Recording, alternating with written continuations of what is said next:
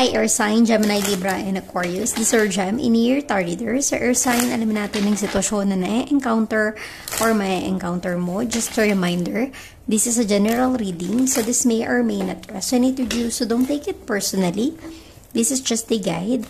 This is also a timeless reading, so kung mapanood mo ito sa ibang panahon at ibang pagkakataon, possible na nakatadhanang mapanood mo ang reading na ito. Maaaring yung mga advice and messages na mapupull out natin ay makatulong sa iyong sitwasyon. Also, please like, share, comment, and subscribe for more videos. Air Sign, Gemini, Libra, and Aquarius, salamat sa pagsuporta at pagsubaybay sa ating channel. Na-appreciate ko lahat ng comments and messages nyo sa ating videos. Air Sign, Gemini, Libra, and Aquarius, give me your energy. Air Sign. You have 10 of Cups, a water sign. 6 of Pentacles, an earth sign. And the Emperor. Air sign, Gemini, Libra, and Aquarius, possible na ikaw ay connected with a strong Aries energy, a water sign, Cancer, Scorpio, and Pisces, or an earth sign, Taurus, Virgo, and Capricorn. I'm really getting your energy right now. You are happy. Masaya ka sa buhay mo, kontento ka sa kung anong meron ka ngayon. And it feels like, kahit na yung mga problemang dumating sa buhay mo, hindi mo ito iniinda. You have the 6 of Pentacles. This is a give and take situation. Let us clarify later on kung ano itong give and take connection sa iyo and your person. And the Emperor energy, a very strong personality. Let us see. What is your situation right now? Air sign, Gemini, Libra, and Aquarius. Give me the 6 of Pentacles for air sign. Give me the 6 of Pentacles for air sign, Gemini, Libra, and Aquarius.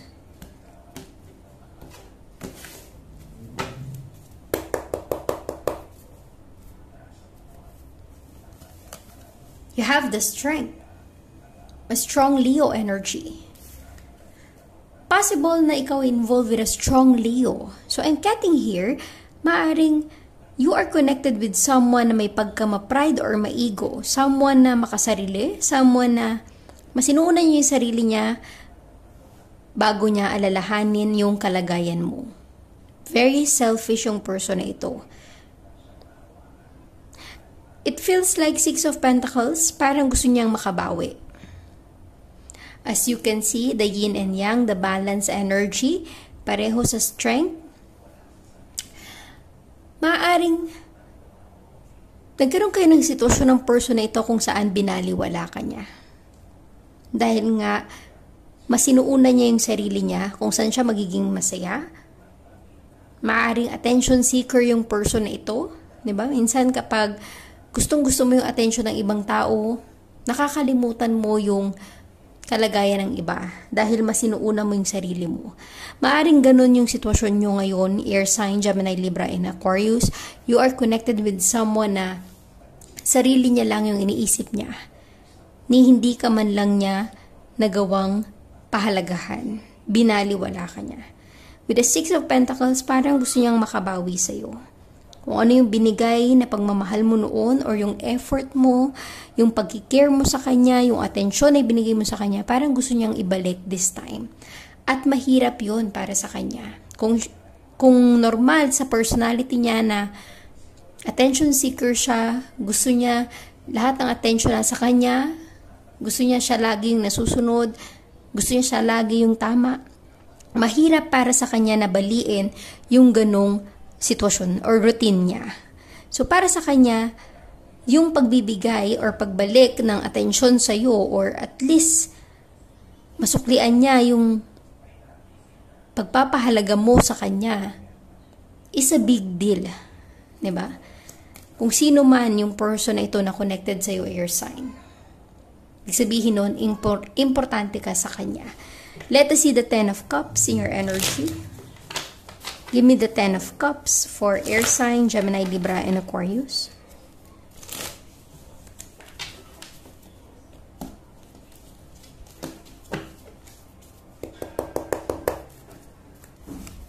You have the Justice. This is a strong Libra energy, diba? Justice will be served in your favor. Yin and yang balance. Kung ano yung ginawa mo sa kapwa mo, yun ang babalik sa'yo. And I'm really getting na kung ano yung binigay mong effort sa kanya, sa person na ito, yun ang ibabalik niya sa'yo. Maaaring meron siyang napagtanto or na-realize na unfair, na nanineglect ka niya or napapabayaan ka niya or nai-ignore ka niya. Di ka man lang niya napahalagahan, binaliwala niya yung effort mo. This time you have Justice, you will be happy. Because this person, kung kanino ka man connected ngayon, air sign, this person will make sure na maibibigay niya kung ano yung deserve mo. Kaya nga nagsabi ko air sign, may gustong makabawi. 'Di ba? Sa mga pagkukulang na nagawa niya noon. Parang gusto niyang maitama yung mga pagkakamali. Mapunan yung mga pagkukulang. You have the 10 of Cups. Happy life with your family. Let us see the Emperor in your energy. Give me the Emperor for air sign, Gemini, Libra, and Aquarius. Give me the Emperor.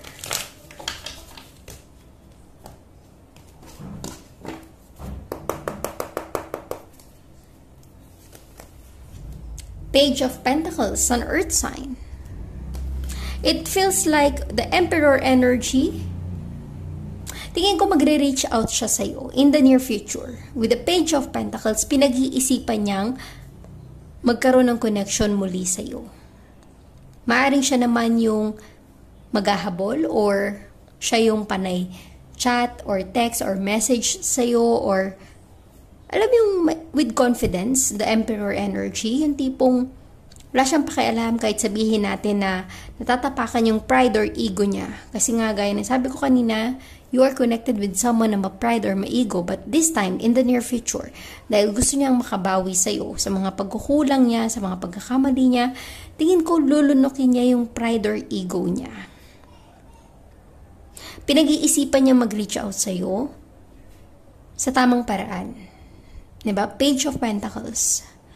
In the near future, air sign, Gemini, Libra, and Aquarius, you will have an opportunity to connect again with this person. But this time, iba na ang aura niya. Kumbaga, iba na yung approach niya sa'yo. Kung dati siya ay ma-pride or ma-ego, parang this time siya yung mas gustong kumonek sa'yo. Let us get more energies for air sign, Gemini, Libra, and Aquarius.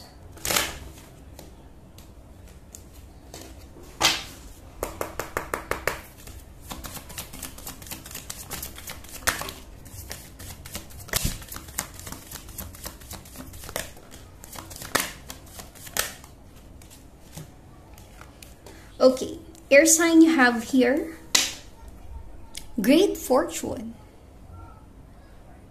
May magandang paparating sa buhay mo. Great fortune is not necessarily about money. But this is something na that will make you happy. Kung ano man yung darating sa buhay mo. Kung ano man yung pagbabagong mangyayari sa iyong sitwasyon. Ibig sabihin, that is a good news. Great fortune, blessing, opportunity. Be ready. Unexpected income. Again, maaaring ang iba sa inyo, unexpected income, there's an opportunity na nagiging maganda yung trabaho mo, nag-i-increase ang iyong salary or money. Maaaring ang iba sa inyo na promote, resonate as it is. But also, unexpected income is not only about money. Possible din na, gaya ng sabi ko, there is someone na gustong mag-give back sa'yo. Diba? As you can see, the symbol, pareho sila. Giving back to you. Meron talagang gustong makabawi. Yung tipong may panghihinayang siya. Na hindi na-ignore ka niya noon, may panghihinayang yung person na ito na binaliwala ka niya noon, this time gusto niyang makabawi sa iyo. 'Di ba? Unexpected kasi hindi mo inaasahan na kaya niyang lunukin yung pride or ego niya. Hindi mo inaasahan yung person na ito na alam mo yung bababa sa level niya, something like that, para lang yun sa'yo. And you have teeth. I'm really getting that this person stalking you sa social media. Diba? Maaaring Page of Pentacles, maaaring pinagtatanong ka niya sa ibang tao to get information about sa'yo. Ano na bang status mo? Ano na bang sitwasyon mo? Maaaring ang iba sa inyo ay nagkahiwalay because of the pride and ego, hindi kayo magkasundo, masyadong makasarili yung person ito. Kaya this time, gusto niya makabawi sa iyo pero pinag-iisipan pa niya how to connect with you. Kahit na sabihin nating very strong ang personality niya, very confident siya sa sarili niya, pero with the thief energy, I'm really getting na naiiya siyang mag-direct sa iyo. So pinagtatanong ka niya sa ibang tao or stalking you, getting information about you sa social media or sa mga relatives mo or sa mga kaibigan nyo. Okay. Let us get some clarification for you. Air sign, Gemini, Libra, and Aquarius.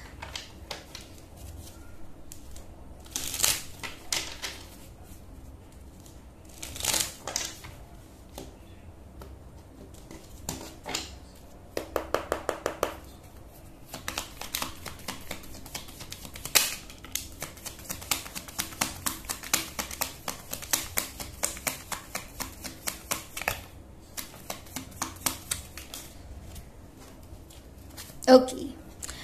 You have here air sign, again, strength. This is a strong Leo energy. Someone na very strong ang personality. Ma-pride or ma-ego. Attention seeker. Pero tingin ko, this person is gaining his or her strength. Diba? Yung confidence niya. Nag-iipon ng lakas ng loob para mag-reach out sa'yo. Yun nga lang, with the 7 of Wands, for sign, there's a struggle. Possible na binlock mo yung person na ito. Maaaring hindi mo siya kinakausap. Or may mga taong hindi siya gusto or ayaw ng ibang tao sa'yo. Ayaw ng ibang tao sa kanya. Yung mga taong nakapaligid sa'yo, yung mga kaibigan mo, kamag-anak mo, baka ayaw sa kanya. There's a struggle or challenge sa kanya na magkaroon ng connection again sa'yo. Dahil nga, with the 6 of Pentacles, gusto niya makabawi. Pero hindi, kumbaga wala siyang way para mabigyan siya ng pagkakataon na patunayan yung sarili niya na nagbago na siya or gusto niyang maitama yung pagkakamali. So, with the thief energy, I'm really getting na gusto niyang mag-sneak out para lang magkaroon kayo ng connection sa isa't isa. Let us get some love message for you. Air sign, Gemini, Libra, and Aquarius.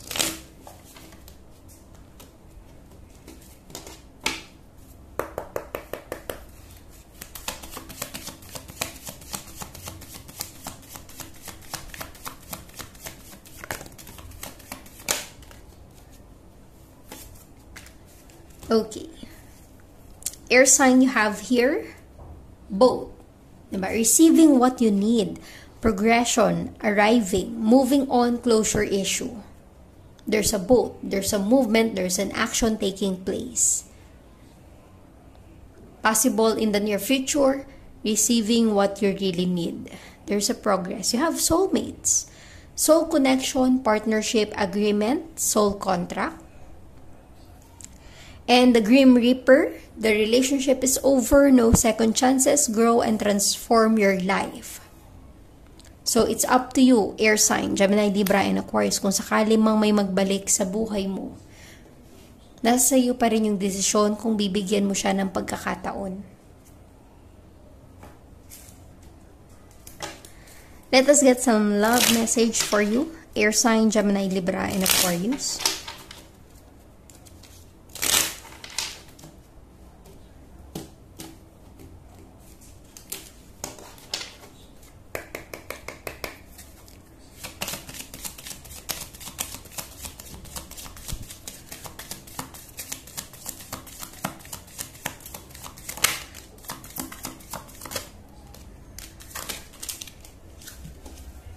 Okay.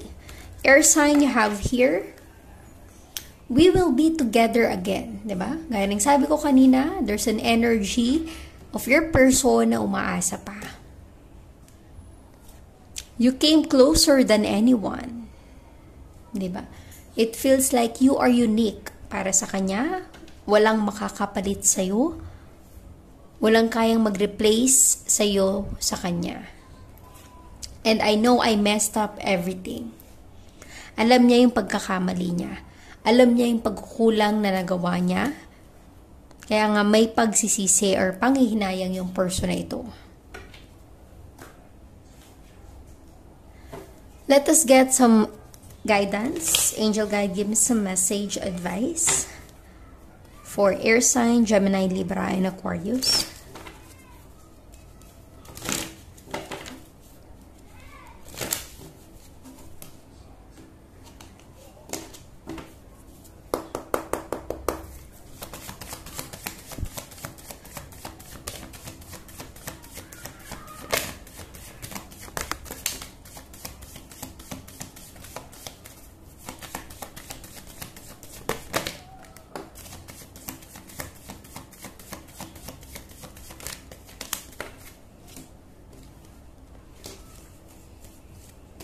Okay.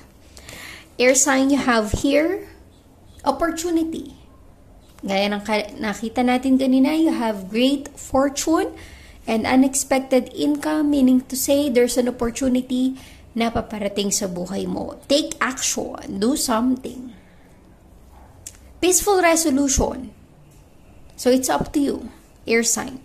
Within the next few months, very soon. Be ready. Just wait. And perfect timing. Air sign, this is a beautiful guide or message para sa iyo ng ating angel guide, angel oracle. Wait for the perfect timing. Diba?